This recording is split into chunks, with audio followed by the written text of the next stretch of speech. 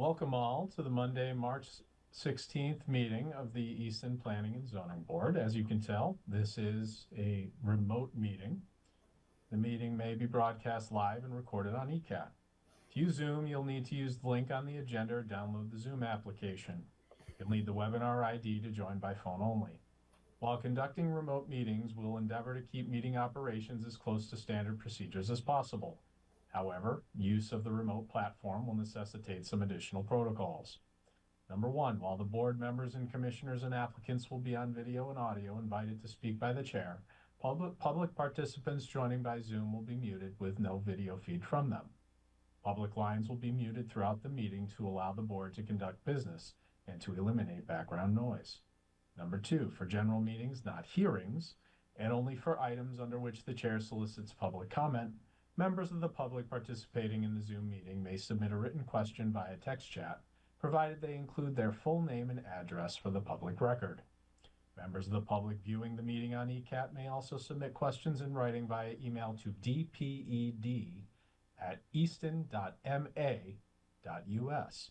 The chair reserves the right to respond to questions during the live meeting, but may limit the time for such activities. Any questions not addressed in the meeting may be answered afterwards via email and will be incorporated into the minutes of the meeting for the public record. All votes will be by roll call. 4. For public hearings, during the public testimony portion of the meeting, members of the public joining via Zoom may be recognized by using the raise hand function found under participants from Zoom. When starting testimony, please state your name and address for the record. The chair reserves the right to designate a specific point of the hearing at which testimony may be offered, the duration of the comment period afforded to each individual and/or entity, and the number of individuals and entities permitted to speak. 5. As in any public hearing, testimony offered must be related to the hearing being held. 6. When all business indicated on the agenda has been completed, the members will vote to adjourn the meeting, signaling the end of the meeting and termination of the ECAT recording. All right, so to kick off tonight's meeting, we will do a roll call. Mickey Wolf. Here. Joanne Zigman. Here. Kathy Kidd. Here. All right, Robert Stetson is here as well. And I think we're still waiting for Amos and Al. So I guess we can at least get started with the first one before we get to the public hearing. This is a continued request for a lot release, lot number 3, Lily Way, Nigan Estates. Ken, who do we have here for this? Warren Nigan has asked that he did not wish to, given the items on the agenda tonight, I made a recommendation not knowing how long this was going to take, that sometimes less is more. So because of how simplistic this is, I could do it for him. So I'm going to just pull up the plan here so you guys could see. What do you think? Yeah, I had 2 yesterday. Also thought it was good. Somebody is talking on the meeting right now. Just make sure you're muted until your matter is being addressed. Thank you. Share screen here. Okay. Right. All right. So for those of you board members, this is at formerly known as 165 Pine Street, also known as now Lily Way. Nigan Estates, it was a residential compound done back in 2024. And this is a similar to Sawmill Village, where the board is holding the lots themselves as collateral for the performance guarantee. Mr. Nigan has requested, they currently live in 165 Pine Street. And so as part of the holding the lots, which include existing structures, they are requesting to release what is now known as Lot 3 on here, 23 Lily Way, I believe is the address. Requesting the release of Lot 3 to be sold or transferred. That way they can use the funds to proceed with doing the roadway improvements. I've checked with Public Works. Public Works has no issues with that, and the board will continue to hold Lot 1 and Lot 2 until that time when DPW feels that Lily Way is constructed appropriately into the plans. and that is the only request that Mr. Nigan has in front of the board here for tonight, just to release the what formerly known as 165 Pine Street, now known as Lot 3 or 23 Lily Way, and they will continue to hold Lots 1 and Lots 2 as the performance guarantee until determined otherwise in a similar meeting and request as this.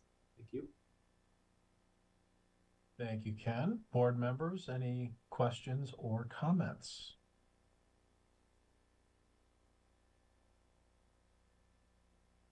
Any motions? I'll make a motion to release Lot 3, 23 Lily Way, formerly known as 165 Pine Street. Second, Wolf. Any further discussion? Hearing and seeing none. Wolf? Aye.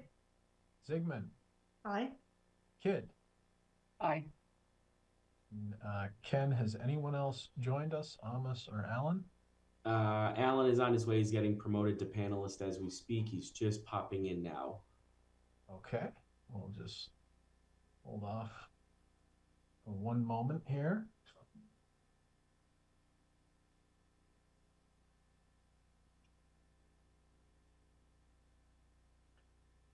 Welcome, Alan. You just missed a brief presentation in which the owners of the Nigan Estates are looking for the release of lot number 3 so they can continue with their work over there. We're in the middle of a vote.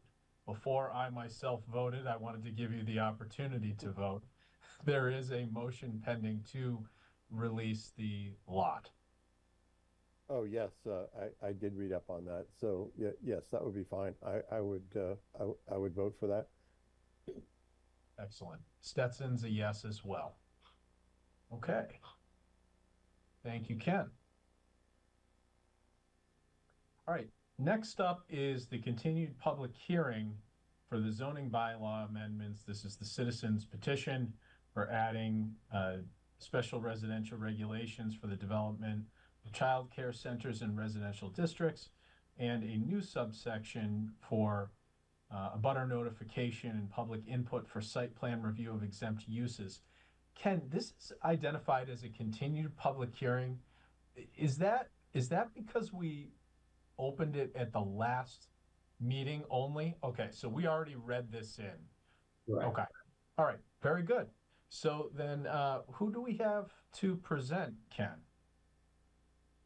I believe I see one Heather Lewis on here. I do have her available to talk, so I think she has the ability to just unmute if I remember correctly. I think her hand is up. Yeah, I think she should be go. I'll defer to you. I think I'm unmuted, yes. We can hear you, Miss Lewis. Please state your name, your address, and then the floor is yours. Thank you. Heather Lewis. I live at 97 Kennedy Circle in Easton. I don't have a formal presentation. I had emailed with Mr. Kirkland and that was really a question for you, Chair Stetson. So I really have just comments to speak, if that's okay. Absolutely. The floor is yours, and then if we need to fill in some of the blanks, then Ken can do that during his remarks. Okay, thank you. So I'm simply going to read from a portion of what I'm reading is from a statement that I submitted electronically on the 23rd, and then I've added in some additional information as well, so we'll read from that. I'd like to first simply thank everyone for the opportunity to participate this evening. It's important to me. I'm grateful to be able to share today my comments regarding the proposed amendments. Oh, yeah. Again, I said I'd kind of been reading from a paper. I'd like to state my support for the proposed amendments to Chapter 235, establishing development standards for child care centers in residential districts, and adding an abutter notification requirement for site plan review of exempt uses. This petition, in my opinion, presents a positive opportunity for the town of Easton to look forward and provide modest baseline regulations for those most impacted by child care centers in residential zones. Many Massachusetts communities have addressed this issue after experiencing the effects of the Dover Amendment. Some of those communities, Acton, Wellesley, Peabody, Newton, and others have gone through a similar process that this petition is proposing, and they have updated their zoning regulations to help provide reasonable guidance and standards for protected uses within residential districts. This petition asks for, ultimately, for Easton residents to be able to consider the same as other communities before us have done. And I wanted to just very briefly specifically mention some of the points in the petition. First, parking. This number, I think it's important to point out that we have sincerely taken in your feedback from the August meeting, listened to you, as well as have done research on what has happened in the past in other communities. So that's where this current petition, what's there, comes from. So first is the parking. That number in the petition that's proposed is based on a national study published by the Institute of Transportation Engineers. The second component, the 12-foot vegetative buffer, is other towns, Newton, Medfield, Burlington, have similar regulations. As well, that 12-foot number is taken from the Easton parking general bylaws that states explicitly requiring that number of screening between non-residential and residential uses. Third, the outdoor play area. To name a few communities that have similar regulations, North Andover, Bedford, and Concord. Fourth, the dumpster regulations are based on Newton's standards that they have in their community. Again, just reiterating that we attempted to take into consideration, I think certainly we did, your feedback from August and what other communities have done. I believe that the proposal addresses concerns and impacts created due to the severely limited reasonable regulations of the Dover Amendment, the one-sided aspect of it. The proposed standards within the petition are not intended to restrict nor prohibit protected uses, but they encourage proper, proactive planning and ensure that projects are designed thoughtfully in relation to surrounding neighborhoods. I believe that public input plays a vital role in healthy democracy, and I respectfully this evening ask for your sincere consideration of the proposed bylaw amendments, and I hope that the board will view the petition as a proactive and positive step forward for the citizens of Easton. I thank you for listening to my comments this evening. Thank you. Thank you, Ms. Lewis. Ken, is that the only presenter that we have for the petition? I believe so. There is an iPhone Dale that's also here. I don't know who that is. And I know that the other individuals are for the other item on the agenda. Okay, well, we can open it up to to the public in a few minutes. But before we get there, Ken, could you give us some thoughts here and your perspective on this? I mean, there have been some changes. Obviously, that was a very helpful explanation by Ms. Lewis. But we did look at this last year. What are your thoughts at this juncture? So I came in here knowing that this had been looked at last year, and so brushing up on what was submitted this year versus what was submitted and reviewed last year. Went back, looked at the minutes. Generally speaking, looking at the 4 items and then the individual separate item for public input, butter notice for site plan review. The Dover Amendment, Section 3 uses, by right uses are by right. Looking at some of these things, a lot of the comments that Director Danielson had made in her report have essentially remained the same. I've considered the same. Things like the 12-foot wide buffer, commercial versus, residential versus non-residential separation and buffering. The fact that by right uses are by right, which have been determined to be appropriate for the districts. That's what a by right use is. And so, we don't require those for by right uses as they are. We wouldn't require that sort of buffering between other by right uses in these districts or other districts. Play areas, we don't regulate play areas. We don't have setbacks for, jungle gyms. Certainly not for my daughter's jungle gym set. Same thing similarly with dumpsters. They're done through the Board of Health. And then also the aspect of, public notice for site plan review. It's a by right use. We don't provide public a butter notice for any sort of by right use. So it just kind of goes against the concept of what a by right use is. I did review the parking aspect, the spacing, and I would say I have my hesitancy about regulating Section 3 uses, but we do have, there are components of regulation, as particularly churches. We have parking standards for churches. So I would say that the numbers here are, appear to be reasonable. We've looked at, town council has opined generally, just with internal discussions about it. But really the only one that I would feel comfortable with, I'd have a neutral recommendation for, is the parking component. But everything else I feel is pretty much the same as what Director Danielson had said last time. We don't regulate play areas, proximity to, setbacks. We don't, kids are going to play. We don't regulate jungle gyms and setbacks from property lines. Some of these other areas are held by other regulatory agencies. And like I said, by right uses are by right uses. We don't provide a butter notice because it's against the concept of what a by right use is. The determination that we have Section 3 uses are because they have decided that there are certain uses that are beyond what should be regulated. And there are reasons that we have those.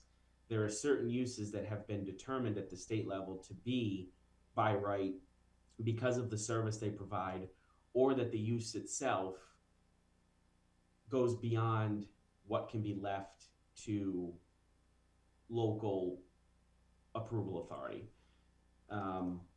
Churches, group homes, other types of uses like that, educational uses, schools, things like that.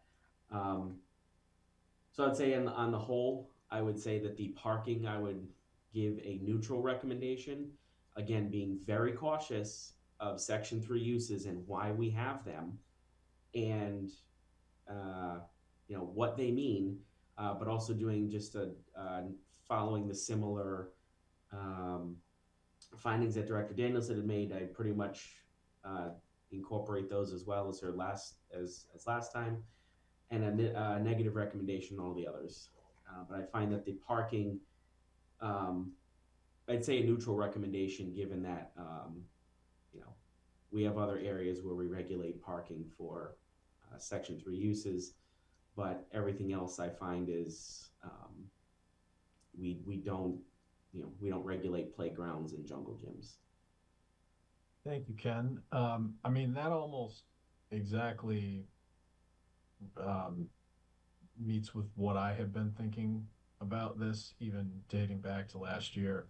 It's certainly a thoughtful proposal from my perspective, and they've done a lot of work, and they've really, I think, made an effort here. It's a difficult area.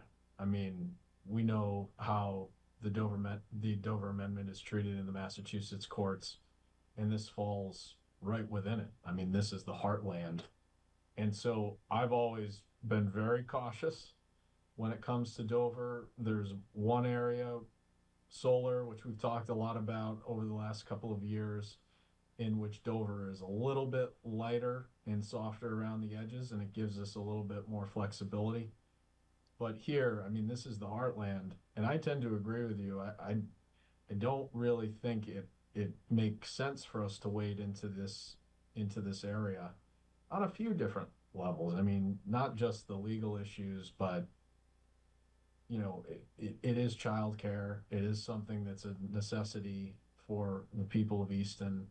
And we do take a look at the site plan. And I mean, I can think of the project that really kind of started this. We made some parking recommendations. I think we did as much as we possibly could have done, including listening to neighbors. But I think adding any additional verbiage to the bylaws is restrictive. I mean, it may not, and it is by necessity, almost by definition, when you're getting people involved in the process. Of course, there is going to be some level of restriction that's sought. I mean, that's the reason for it. So I tend to agree with Ken, and I mean, I think my mind is where it was last year, but I welcome everyone's thoughts on this, board members, and then maybe we can open it up to the public. Sure, I'll jump in here. I think using site design rather than prohibition is, it's very fine line, but it is typically something we can do even with Dover items. I think I agree though on the parking. I feel like the parking may be too high and some could maybe consider that onerous. It would have been good to see language in there of something along the lines of, the planning board has flexibility with parking requirements if shared drop-offs or arrival patterns are adjusted or something like that.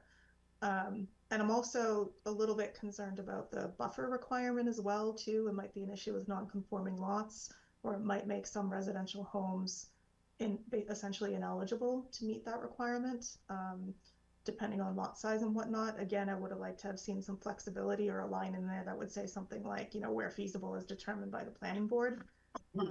It also refers to a landscaped border instead of just, fencing and or vegetative screening. So those are the two areas that kind of concern me, is essentially whether the parking might be seen as onerous and the buffer requirement might actually prevent some folks from being able to do it. And because it's a Dover thing, I think that those could potentially cause problems. Thank you, Joanne. Anyone else? I think that was kind of my concerns about both the landscaping, but also the idea that for all of this, we are singling out daycares for this, and we're not applying the same to churches, like with the landscaping, or to other, like libraries. I used to work in Sharon. Sharon had a big issue with the Dover Amendment a little while back with their new library, but we're not applying it to anything here under this. It's only childcare facilities, and that makes me a little nervous. Also, I'm not a lawyer, but it does make me a little cautious. Thank you, Mickey. Alan, Kathy, Amos? Yeah, I would second the comments around the parking. It seems like a high number to attempt to put in, and yeah, I agree with Mickey also that we're singling out a single use within the Dover Amendment. That is troubling. I have a procedural question. Can you guys hear me? Oh, I can hear you. We can hear you. Oh, okay. Recommendations aside, because the signatures have been there, will this go on the town warrant, or will it not, at the discretion of the select people? I'm just not sure what the process is. So depending on what the board's recommendation is tonight, it then goes to the select board, and I believe the finance committee as well, and they have the ultimate determination as to whether it goes on or it does not. Okay, thank you. That was the one piece I was missing. Yep. I would join the concern that was brought here about several of the items because Dover, and we are opening ourselves to litigations and things like that of the sort. I don't know, but I don't think we can. I'm in line with what Ken has brought up as a Right. possibility of recommendation, partial recommendation. Thank you, board members. At this time, I'm going to open it up to the public. And I see a couple of hands raised here. Ken, are we able to unmute them? We'll go with Mr. Balin first. I'm going to lower his hand, and then he should be able to unmute. And Mr. Balin, just before you speak, can you just make sure to introduce yourself and identify your address? Yeah, Arthur Balin, 39 Union Street. So I'm just here to comment. I'm a member of the Finance Committee, and I don't want to take a ton of time because obviously we're going to take this up at some point. I'm an attorney by trade, so this is something that kind of caught my eye when I was looking at the bylaws.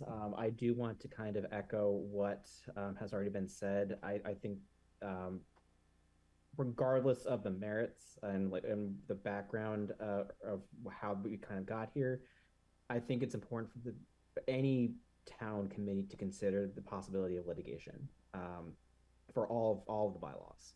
I'm a litigator by trade. It gets messy. It's expensive, and I think that's just something to keep in mind. I certainly don't want to take away from anybody's experience, but I think, whether I'm not the town council, I don't pretend to be the town council, but we are opening ourselves up to litigation if this gets allowed by a town meeting. So I don't think I would be doing my job as an attorney if I didn't say, hey, we should probably exercise caution because of this. So those are my thoughts. I just want to comment on that. Thank you very much for your comments. Ken, it looks like we have one more. I will put that. Here we go. You should be able to speak now. Hi, this is Dale Carister from 21 South Street. Did you intend to have me speak now? Yes, Dale. The floor is yours. Thank you. Thank you. So I had listened in on the prior hearing concerning the prior version of the issue. I'm not sufficiently up to speed on the content of what's now in front of the board, but I do want to speak to the issue of notice to abutters.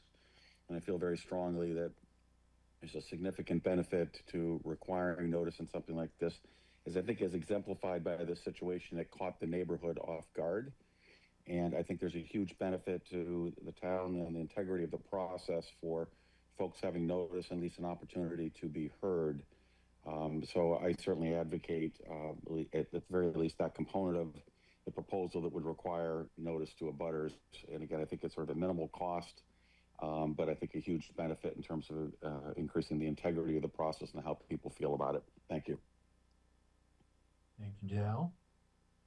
Ken, just one more call for public comments. Anyone else? I see nobody else. Okay. Well, I guess because Ms. Lewis is the proponent, I should ask her if she would like us to close the public hearing. Ms. Lewis, are you able to unmute? I unmuted. Would you, are you okay with us closing the public hearing? I think if there's no one else here, I guess that would be the most appropriate step. I don't know if I could say one other short thing, or maybe that's not allowed. No, that is allowed. You may. Thank you. I guess the only other piece I would like to add is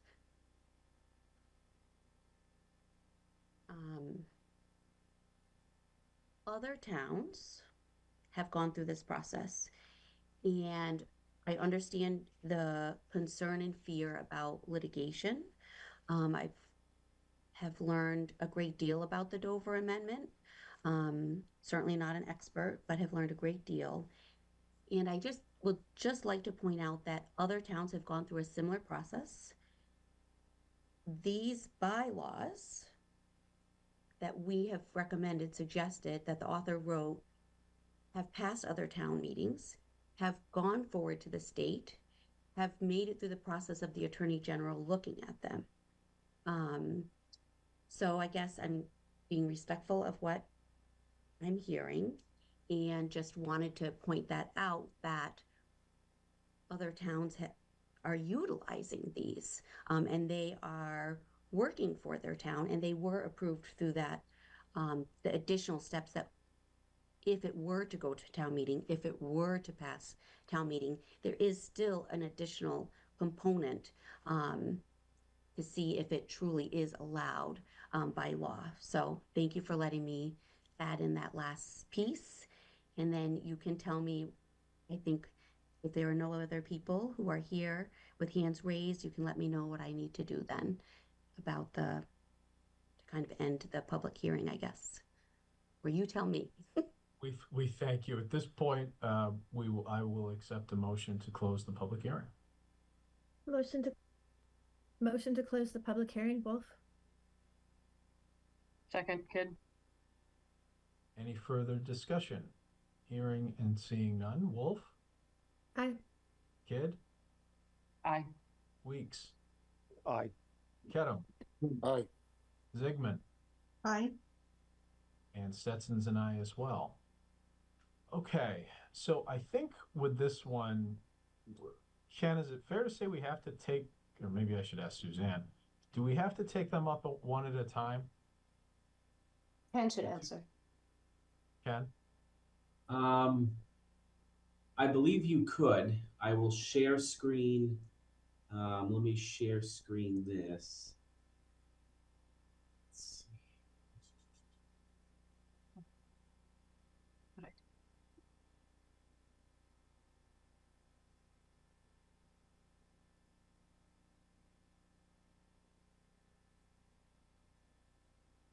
Let's see if this works. So should have it. So there's two new sections, so two new parts. The first section has 4 subsections, and the second one has the singular one. So if you wanted to, if the board felt they could do proposed, say, section 235, new section X, subsection 1, the recommendation, new subsection 2, subsection 3, so forth and so on. And then for the second half, the new proposed 235-58X, the recommendation for that. And then we will have the recording and the minutes will reflect that. But I believe you can, I've been advised through council that you can take things individually if you wish to do so. Okay, so we could, if we wanted, we could address each, for the development standards, for instance, we could address each of them individually, 1 through 4 separate recommendations, and then the other one would be a 5th. Correct. Okay. Or you could do, if you wanted to do it as a blanket of, if you wanted to do something to make, collectively you do a certain vote for certain subsections together because it's the same, and then a separate one for if there's a different one. But yes, you could do it that way, whichever you prefer in terms of if you wish to group them or anything like that. Okay. Well, to the board members, I mean, the only one that I heard any interest in previously, and was, I guess, in Ken's, was regarding the parking, but I kind of share your thoughts. I mean, it did seem to me to be pretty onerous. So, I mean, I would not be inclined, I don't think, to really support that one. I mean, maybe I could be convinced otherwise, but it seems like a really significant deterrent and restriction on childcare facilities. And I can't profess to have studied all of these other bylaws that have gone through town meetings that we heard about tonight, but I am skeptical at a minimum. I'm very skeptical of that. I mean, I guess the dumpster one, it has to go through the Board of Health. I don't know why we would need, I mean, I guess it's going to be on the trash location, I guess should be on the site plan review, I suppose. I don't know. I mean, that one seems the most innocuous out of all four. And my thoughts have not changed at all. I could not be more opposed to the abutter notification for site plan review. It's onerous. Administratively, it is a massive burden on the town. There are costs associated with it, but it's the time drain is just massive. And then, you know, when it comes to the actual site plan review itself, I mean, we've all seen it. So I don't know. What do board members think? What do you guys want to do? I'd rather vote on the first one as a package. I think it's unlikely that if we vote unfavorably for a bit of it, it would proceed without that bit potentially forward. I feel like it's proposed as a package, and I feel like I would prefer to vote on the package. So vote once for the childcare standards and then have another vote separate for the abutter notification. Okay. I would agree. Okay, I agree with that too. I agree. Anyone want to present a motion?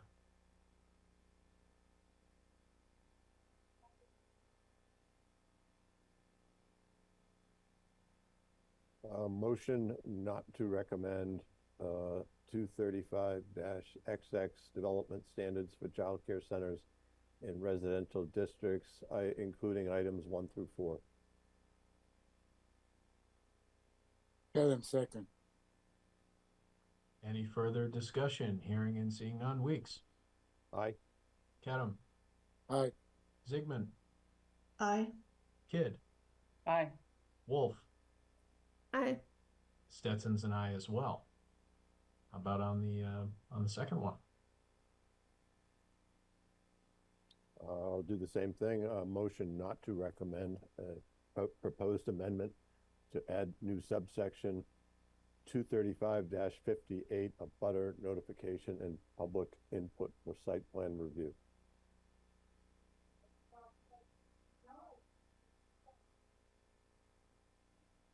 Second, Wolf. Second. Okay. Any further discussion? Hearing and seeing none. Weeks. Aye. Wolf. Aye. Kidd. Aye. Ziegman. Nay. Kedem. Nay. Stetson's an aye as well. All right. The ayes have it on that one. Thank you all. All right. Next up is a site plan review. 850 Washington Street. John Hanna, A&F Upholstery. Hazem Daney, PE.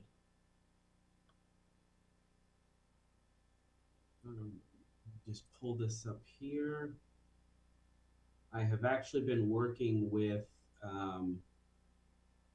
Hazem on this. This was actually the first questions I got when I got here, and I've been working with them to get the site plan so when they formally submitted, everything was good to go. So let me pull this open here.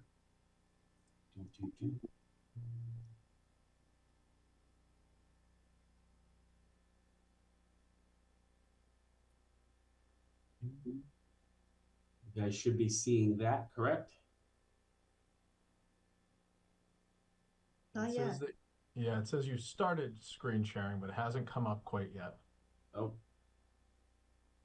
Let me try that again. Hold on.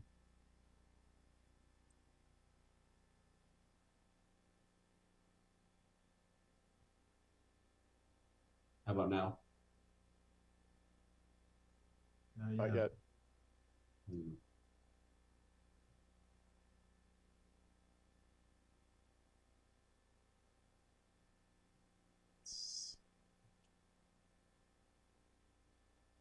I have the site plan on my end, Ken, if you want me to try. Yeah, let me just turn the, let me see if it's just because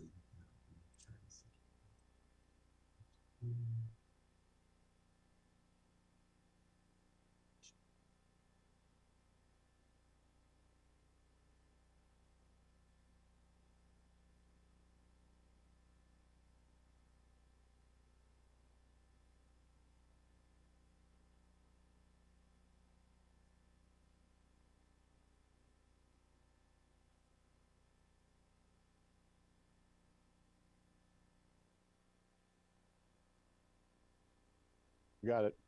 There we go. There it is. Had a little hiccup. It had to open and close the file again. So, all right. I know Mr. Downey is here. I believe he is the design professional who put this together. Just for the board, this is 850 Washington Street.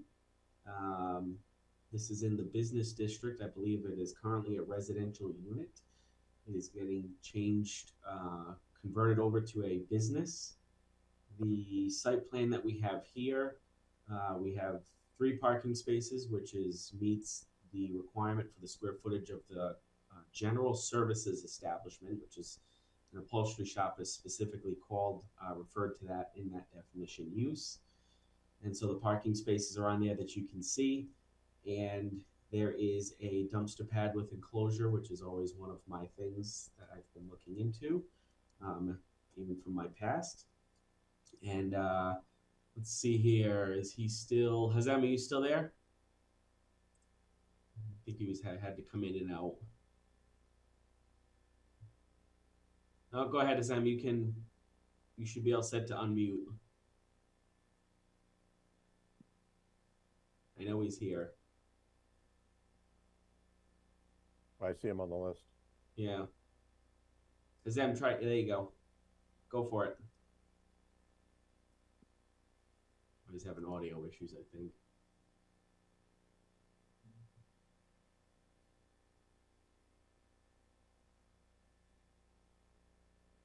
Let's see here.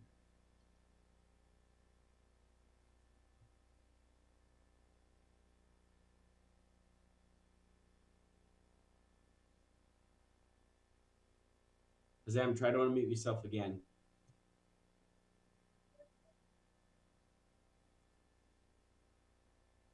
Yep.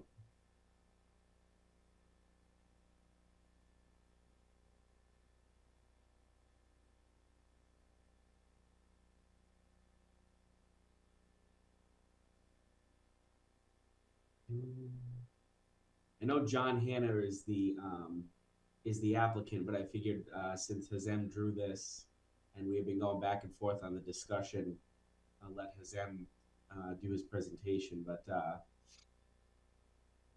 I know that seems like he's having some audio issues here. Mr. Hanna, do you want to make a presentation or provide any thoughts or remarks? Hi, I'd like to wait for Hazem.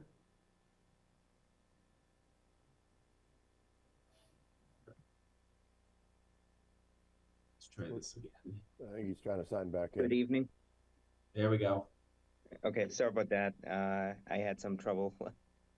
No problem. Welcome. Just please state your name and your relationship to the project, and the floor is yours.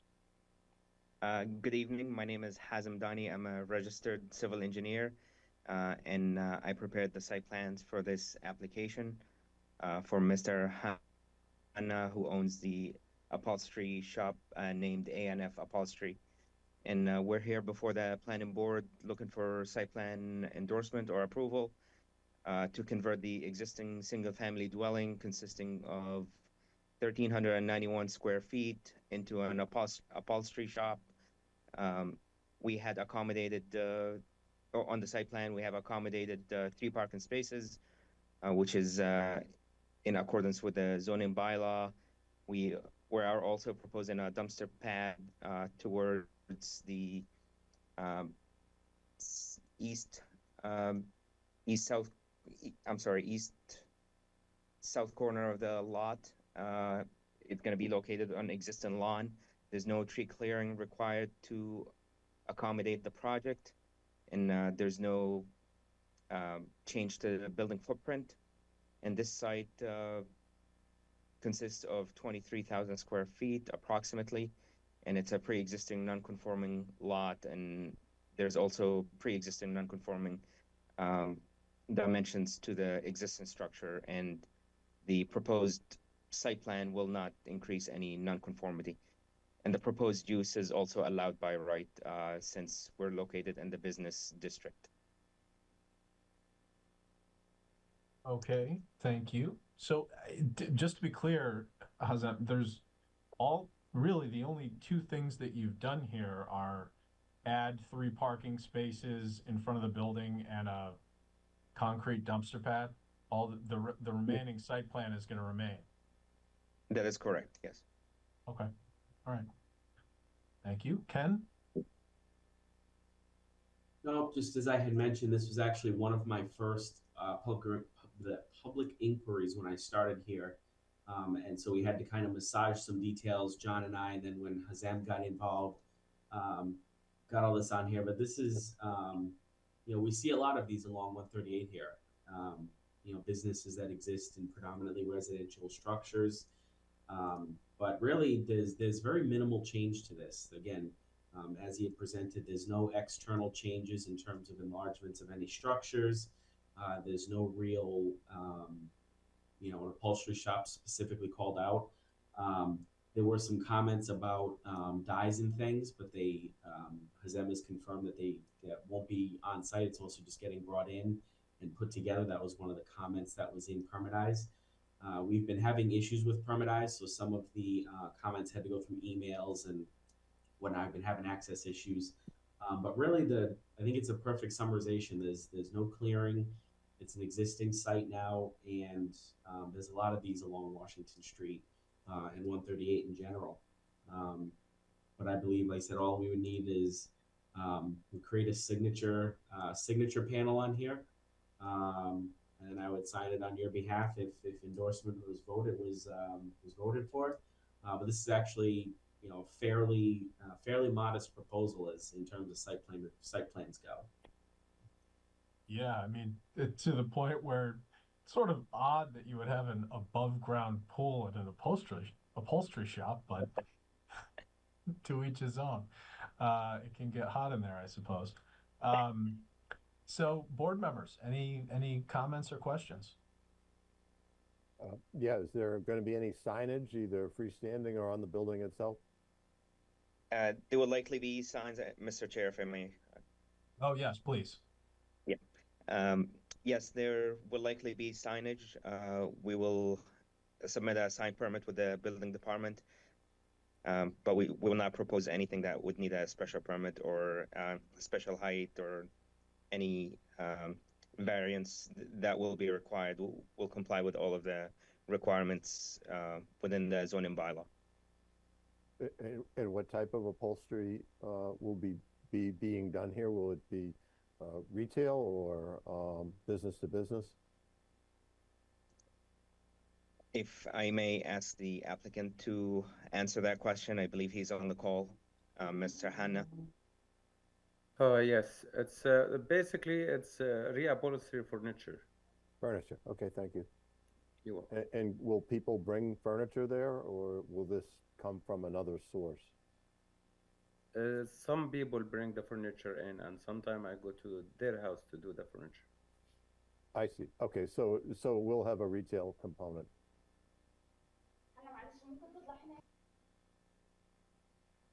Okay, thank you. You're welcome.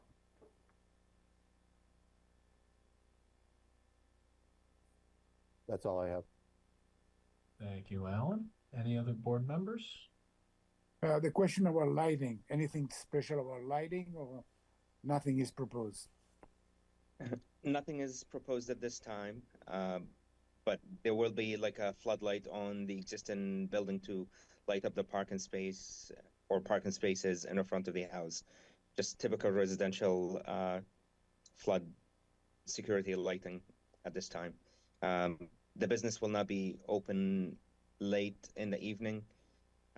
It will likely shut its doors by 7 p.m. or earlier.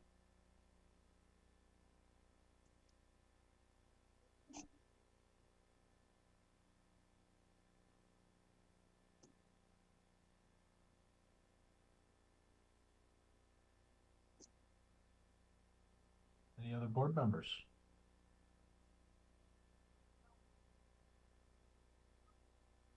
Any motions?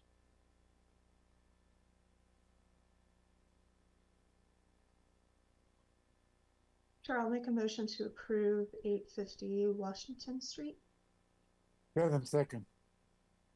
Any further discussion? Hearing and seeing none. Zygmunt, Aye. Kedem, Aye. Weeks, Aye. Wolf, Aye. Kidd. Aye. Stetson's an aye as well. All right. Thank you and good luck. Thank you very much for your time. All right. Next up is review and approval of meeting minutes. Any motions or comments? Motion to approve the meeting minutes, Wolf. Excuse me, there's two sets. Or two sets. Oh, let's start with February 9th. Motion to approve the meeting minutes of February 9th, 2026, Wolf. Zygmunt, second. Any further discussion? Hearing and seeing none. Wolf, Aye. Zygmunt, Aye. Kedem, Abstain. I was not in the meeting. Weeks, Aye. Kidd. Abstain, I was not there as well either. Stetson is an aye. All right. How about February 23rd? Motion to approve the minutes from February 23rd, 2026. Second. Any further discussion? Hearing and seeing none. Kidd, Aye. Weeks, Aye. Kedem, Abstain. I was in the meeting. Zygmunt, Aye. Wolf. Aye. Stetson's an aye as well. Chair updates.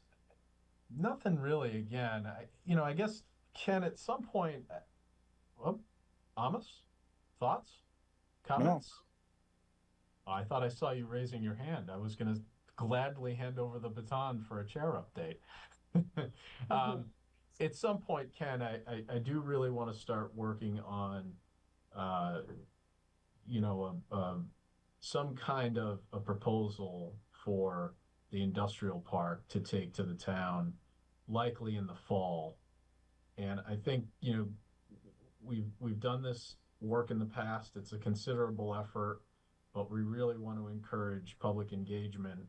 So I would like to see, in the next couple of meetings, kind of a process that we could follow and start with sort of a visioning, I think, process, then getting into the public hearing process, and then I think the public education process, all leading up to town meeting, so that we know how everything lays out from a scheduling standpoint.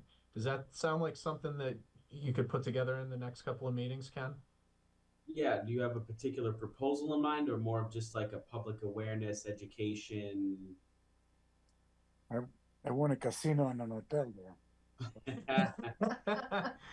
Well, that would be part of the visioning process. My view on it is we've talked about this a lot, in vague terms. We saw it again in the updated master plan. I think I would personally, and I don't pretend to speak for everyone here, but I would like to hear what people's ideas are, not just from the board, but also from the community, because ultimately we're going to have to take this to a town meeting. And I want to make sure that we have a sufficient level of support for whatever it is we end up proposing.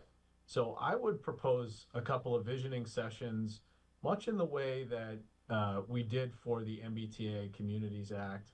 I think we went into that certainly with some ideas and some discussion, but really trying to get information from people in the community as to what they thought made sense, what areas, for instance, what the thresholds were. And I think the same thing applies here. Are we only talking about the industrial park? Are we going to expand this out a little bit further to take another look at the rest of that area? That's an area that we've worked on in the past, 6, 7, 8 years, but I'm sure it deserves or merits another look. So I think all of that is on the table from my perspective. So I'd like to start with some visioning, then we can move into the more formal public process, and then get into, the third phase, which would be kind of getting the message out there about what this is, so everybody is adequately prepared for the town meeting. And it's actually interesting you bring that up because we have as the board is most likely aware, there's currently an EDA grant out right now that we have put in for the sewer extension from Brockton over here to Easton into the industrial park. Friday at about quarter of 12:15, Joanne, I got an email from your counterparts asking, they are doing kind of like a belt and suspenders. They're looking at putting in $2 million request, actually $2,016,270 in community project funding. And Don Sullivan and crew had asked us to do letters of support. They're sending it to Congressman Lynch as well as Senators Warren and Markey, as kind of saying we were looking for your support on doing this. And in particular, they had asked for letters of support from the select board, town planner or the planning and zoning board, and the DPW director. And so I know that the DPW director, Greg and Dave, did their letters. There's three for each, so 9 in total. And so they sent theirs out. Mine went out as the director Friday afternoon, and then was just looking to see if you guys wanted to add on, do a vote just to do a letter of support. They're pretty template letters of support. We tweaked them just to add some additional economic development language that would work well. And I'm going to share, let's see, this should work on here. These are based off, it should have popped up on here. And so these letters, these are written from my perspective, but I can also, they've asked if we could get a letter from this board as well.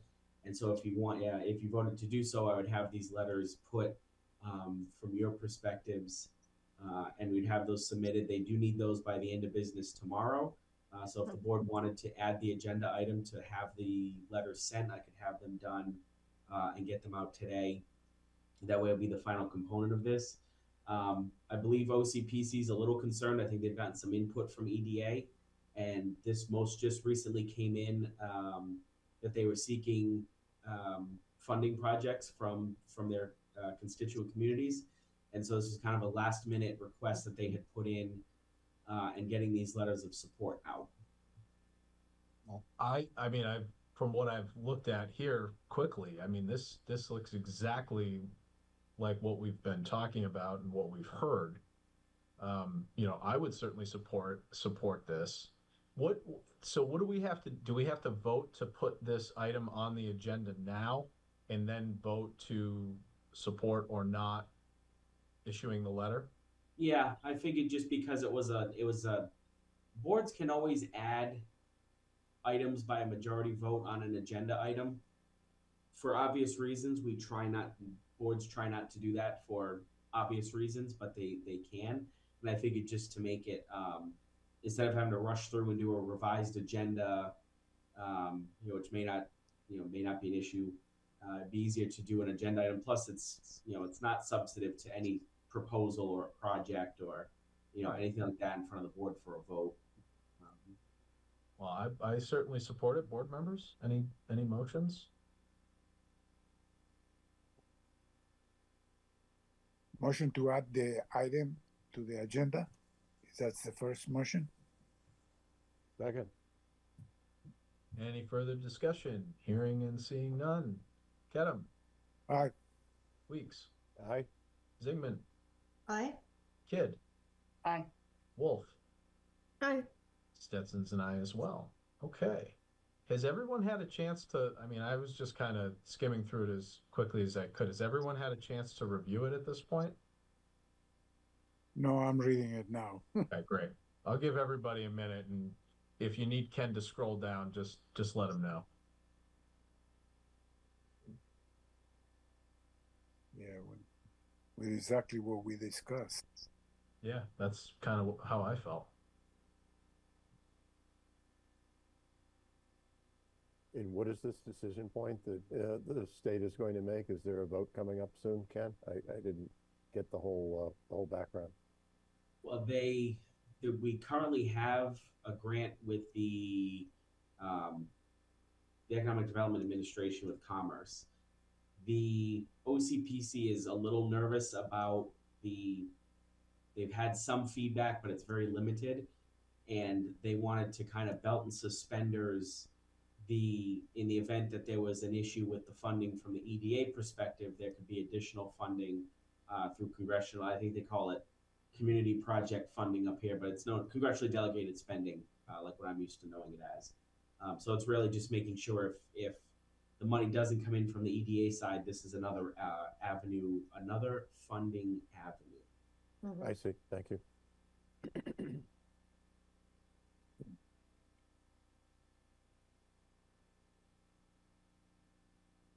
Motion from the board to recommend issuing this letter, Kevin? Second. Any further discussion? Hearing and seeing none. Kedem? Aye. Weeks? Aye. Kidd? Aye. Zigman? Abstain, only because I'm involved on the other end. Fair enough. Wolf? Aye. Stetson's an aye as well. Ken, thanks for bringing that up. Yep, I'll get that out. There's 3 each. I'll get those out by the end of this evening. And so, just in terms of to kind of close the loop, just, in the next couple of meetings, I think it would be good for all of us to chat about, to have the schedule or proposed schedule to chat about it. Maybe we can, if we need to, as we've done in the past, if it gets too tight, I know we've done some special meetings to accommodate visioning and things of that nature. We can talk about that as well. So let us know what your thoughts are there, Ken, and then we can take it up in the next couple of meetings. All right, get that together. Thank you. Board reorganization, was that left over from last time, Ken? Yeah, it's just a standing discussion item. I just in the event if you guys ever decide to do a reorganization, just so we don't have to add it. Okay. Well, I mean, I'll skip it unless somebody wants to address it. I mean, we can address that certainly. Motion to skip. Okay. I don't think we need a motion. We can just skip it. Planning director It was update. a joke. Oh, I just got my marching orders. Friday was very interesting with the requests. And I did speak to Don, Joanne. I spoke to Don for about 15, 20 minutes. And so kind of got the heads up on where this was coming from. But it'll be nice to really belt and suspendering this, especially with what they heard about Avon. So I got the marching orders for this. Really now it's just town meeting prep. And we'll go from there. Excellent. Well, I will accept one final motion for the evening. Motion to adjourn. Second, Kidd. Any further discussion? Hearing and seeing none. Zigman? Aye. Kidd? Aye. Weeks? Aye. Wolf? Aye. Stetson's an aye, and I'm going to let Kedem take it home. Aye. And? Good night and good luck. Thanks, Easton. Thank you all.